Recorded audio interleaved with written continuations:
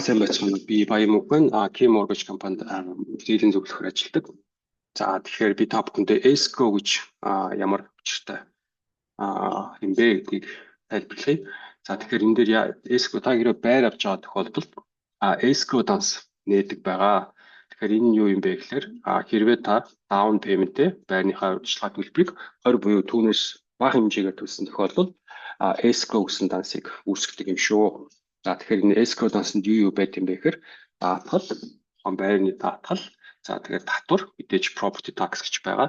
За тэгээд HOA-тэй холбоотой бусад зардлуудыг энэ escrow дансанд сар болгон хөрөнгөлүүлж явт юм аа.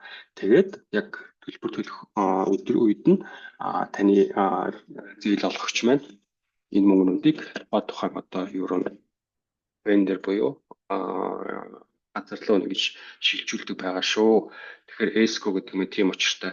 Та сар болгон таны төлбөр төр чинь мөнгө урьж явдаг. За ингээд та бүхэнд баярлалаа баяртай.